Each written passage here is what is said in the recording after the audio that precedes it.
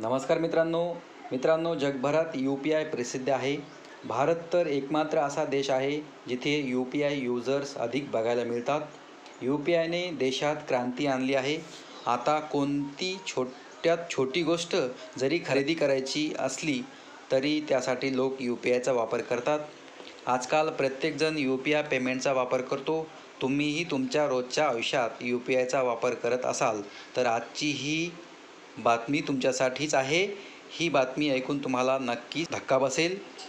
नुकताच नवीन रिपोर्ट समोर आला आहे।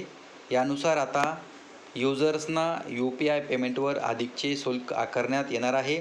याच विषयी आपण आजच्या या व्हिडिओमध्ये सविस्तर अशी माहिती जाणून घेणार आहोत। तुम्ही जर चॅनलवर पहिल्यांदा आला असाल तर चॅनलला सबस्क्राईब करा आणि अशाच नवनवीन आणि महत्त्वपूर्ण अपडेटसाठी बेल आयकॉनला ऑल प्रेस करा। चला तर मग व्हिडिओला सुरुवात करूया।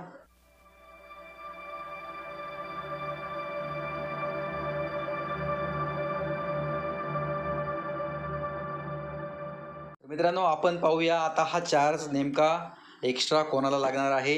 मिळालेल्या माहितीनुसार क्रेडिट कार्ड वापरत असलेल्या युजर्सना आता अधिकचे पैसे मोजावे लागणार आहेत। मात्र याबाबत अद्याप कोणतीही अधिकृत घोषणा करण्यात आलेली नाही। पण इकॉनॉमिक टाइम्सशी बोलताना एक्सपर्टने ही माहिती दिलेली आहे। रुपे क्रेडिट कार्ड सध्या बहुतांश बँका या नेटवर्कचा वापर करत आहेत, कारण रुपे हे भारताचा नेटवर्क आहे।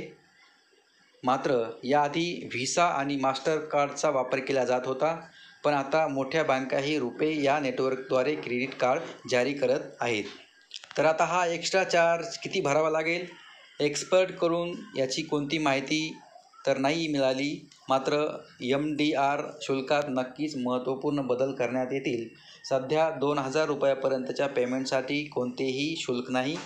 आता व्यवहाराची वाढती संख्या लक्षात घेऊन हा निर्णय घेण्यात आला आहे। केव्हापासून एक्स्ट्रा चार्ज लागू शकतो? तसे बघायला गेले तर याबद्दल कोणतीही अधिकृत माहिती देण्यात आली नाही। मात्र एक्सपर्टचे बोलणे आहे की हे बदल लवकरच होऊ शकतात।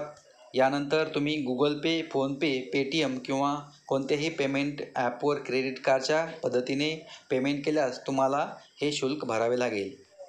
तर मित्रांनो, अशा पद्धतीने तुम्ही जर क्रेडिट कार्ड वापरत असाल तर तुम्हालासुद्धा याचा एक्स्ट्रा चार्ज हा भरावा लागेल। UPI व्यवहार करत असताना अतिशय काळजीपूर्वक आणि विचारपूर्वक करा। व्हिडिओ आपल्याला आवडल्यास व्हिडिओला लाईक आणि शेअर आणि सबस्क्राईब करा। चला तर भेटूया पुढच्या व्हिडिओमध्ये। तोपर्यंत जय हिंद, जय महाराष्ट्र।